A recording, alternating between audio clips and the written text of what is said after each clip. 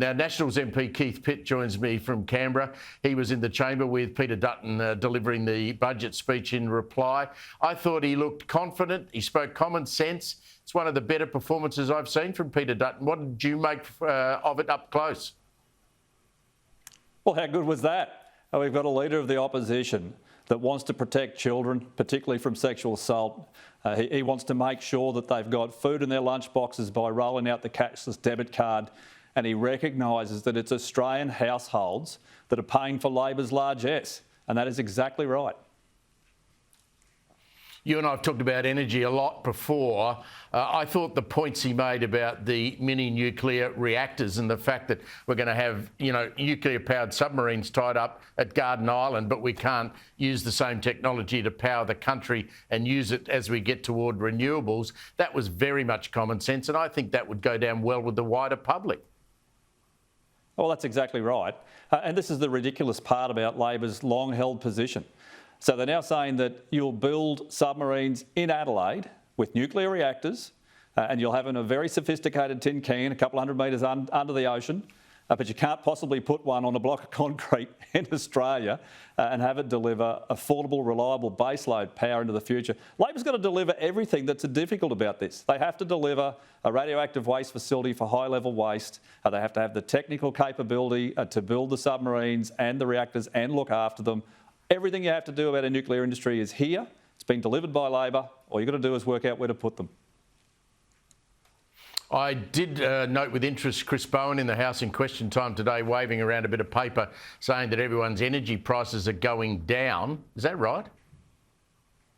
Well, I don't think you're getting too many messages and emails that people's power prices are going down. They're going up, and they have been for a while. The ABS in the last couple of weeks put out a statement that Brisbane City alone, power prices went up more than 30% in just one quarter.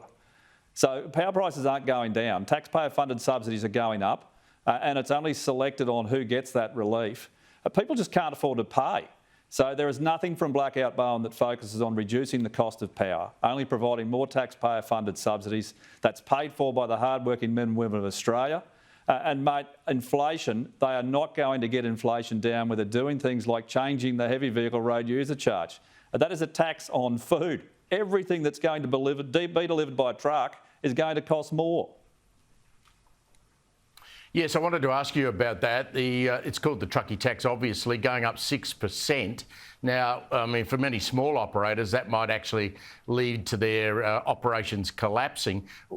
What's the thinking behind doing this? Is it just desperate for revenue? I mean, surely they must understand that just flows straight through to Aldi or Coles or Woolworths or wherever. It is a whopping $1.1 billion tax grab being paid for by every single Australian. I mean, people who aren't in the industry, you've got to recognise that not every truck is 100% full. If you're taking bananas from Tully, it goes from the farmer to the warehouse to get onto storage, it goes to Brisbane, then it gets distributed somewhere else. And every time you now move that product, whether it's a loaf of bread or a bottle of milk or a piece of fruit, it's going to cost more and every Australian will pay for it. And guess what that's called? Inflation. And that's going to drive up interest rates and that hurts everybody. Did you know it was coming? It was the industry talking to you saying, look, we fear this is going to happen? Every industry across Australia has been concerned about what Labor will do to them in the budget. We now know what it is. It is a smashing $185 billion in additional spending. It's an enormous amount of money. Everyone who earns under around $120,000 has lost the low-income tax offset, money they need. Mate, in my patch, that's 51,000 people who won't have that money to spend to pay their bills, which are now going to be much, much higher under Labor. So everyone was concerned, and it's been pretty equal. They're all getting it in the neck. They are indeed. Keith Pitt, great to catch up with you as usual. Thank you very much for joining us from Canberra.